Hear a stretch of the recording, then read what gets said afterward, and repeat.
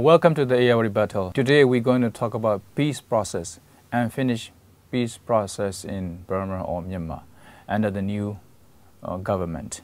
And Aung San Suu Kyi pledged and promised this is one of the most important things she wants to achieve during her term and under President Tin Joe government to achieve peace in the country. It is also part of unfinished legacy of her father. And so now the first round of peace talk has been held outside of Myanmar or Burma in Chiang Mai. But there were no wine glass raising ceremony or whiskey drinking ceremony, and very quiet and very mellow compared to the previous ones. There are some positive response and feedback to that meeting so far from ethnic groups. Those who did not, who refused to sign in the last previous NCA agreement. So we will start from that. What is your impression? What do you think of? What are the obstacles? What are the challenges? What can they achieve because of the 21st century Panlong or Pinlong peace meeting is going to take place very soon in this country? Well, I think there's no doubt that Aung San Suu Kyi is sincere. And as you rightly mentioned, this is a legacy of her father. He was the architect of the Panlong Agreement 47, the creation of the Union of Burma, which was became independent in 48. But we have to remember that the situation has changed a lot since then. That's right. And there are many more players involved, not only domestic players, but also international players, given Burma's strategic location in Southeast Asia, between China, India and Southeast Asia. And we have today a number of ethnic groups resisting the military all over the country. And if you look at the so-called nationwide ceasefire agreement, it wasn't really nationwide and it wasn't really a ceasefire agreement either. No. First of all, there were 8 groups, they said, but of those 8 groups, 5 have no weapons. Or maybe a pistol among themselves, I really don't know. There was actually 3 armed groups, all of them located on the Thai border. They agreed to this ceasefire, and they had the pressure from Thailand, which wanted to open the border for trade. None of the major armed groups in the north, where most of the action is, agreed to sign this agreement. Not the Kachins, Wa, Palang, Kokang, SSA North. My understanding is that they think that this whole process, or the process during the previous government, was putting the horse behind the cart, putting the cart in front of the horse. Right. That they want everyone to sign something first and then they will talk. I mean, if you go back to the Panlong Agreement, what happened at that time was that, of course, it was a different situation. There was no civil war in the country. But the colonial government at that time set up something called the Frontier Areas Committee of Inquiry. The representatives of all the ethnic groups could come and present their demands and requests and that sort of thing. And on the basis of that, several meetings were held in Panlong, and eventually the agreement was signed. But now they want everyone to sign an agreement first and then talk later. And that is not going to work. And then, but the nationwide aspect of it, it cannot be nationwide unless all the groups which are fighting the military are involved. Otherwise, it's just a partial ceasefire agreement with some groups which are not really that important. And again, we have to also take into consideration the interests of Burma's immediate neighbors, the interest they have in peace or no peace. Are you talking about China in particular? China in particular, yes. India to some extent, but China in particular, yes. And but if you talk about China and those groups, particularly in the north, Kogan and Wa, the most powerful groups in the north, and the Kachins and the TNLA, and now there's a AA Arakan Army, and so they are also playing a very different role in this complexity and creating more confusion in this conflicts. But at the same time, the Tamador, the armed forces, keep sticking to its guns. That they are only asking for DDR to disarm these groups.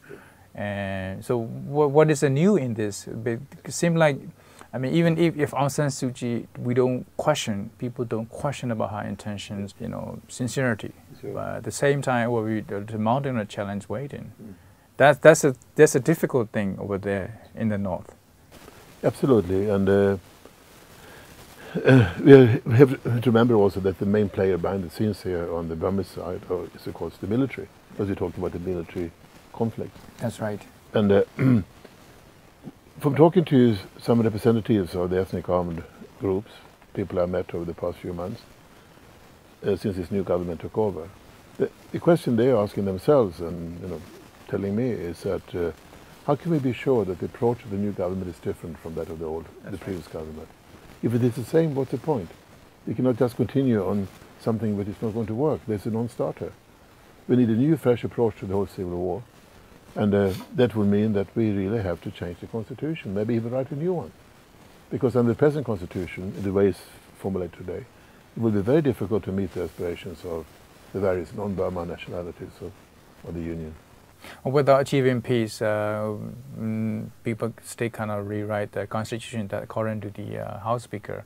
So I think that this is another dimension in this conflict. And then if we go back to these ethnic groups who did not sign, but who are now wanting to test the water under the new environment, what do you think? What do they want apart from military? This is, I think, purely a political conflict in the country. We need a political solution. Yes, absolutely. Because they're not shooting at each other because they think it's fun to shoot at each other.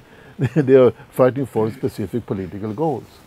And what they want in general, in broader terms, is a federal union with autonomy for the various nationalities of the country. But the weakness on their side is, of course, that they haven't really articulated what kind of federal union they want. When I asked them, they said, we want to have a genuine federal union. Right. But I'm sorry, that's not good enough. So what they have to do, or what they should be doing right now, instead of talking about a ceasefire agreement, which is not going to lead to anything, is to specify what does it mean to have regional autonomy? What does it mean to have a federal system? How should power be divided between the government and the center? How should policing be done locally? Revenue sharing, how they should share the revenue from natural resources extraction. But all these issues would have to be addressed now and before they sign anything. And that's going to take time.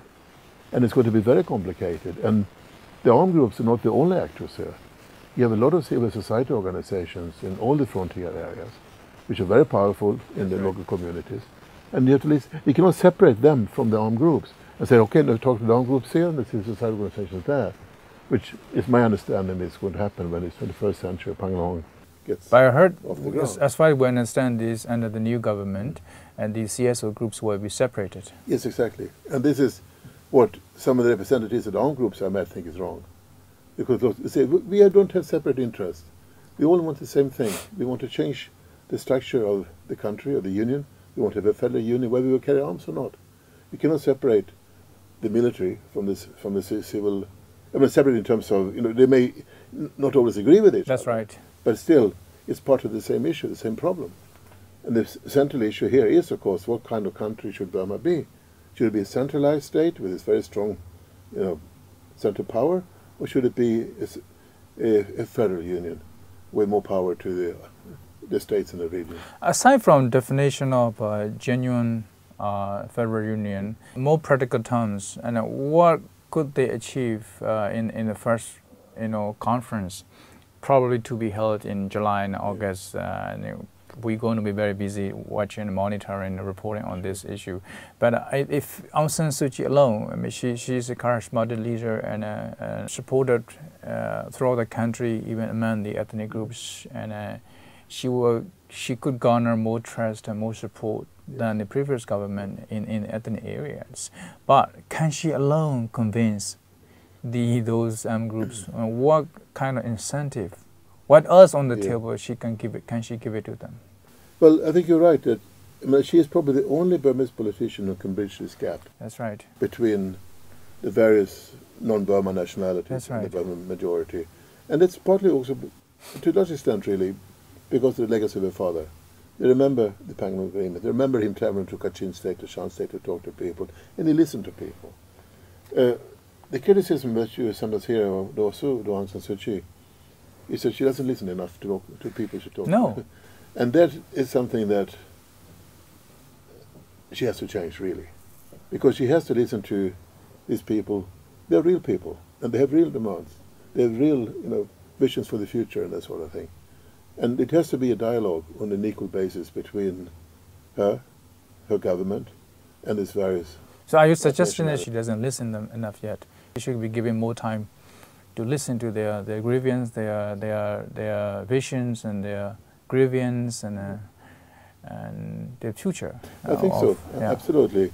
But then, on the other hand, she's got the military behind her breathing down her neck. Right. And she has to take that into consideration too. But she has to decide what is more important, to listen to the military or listen to the people.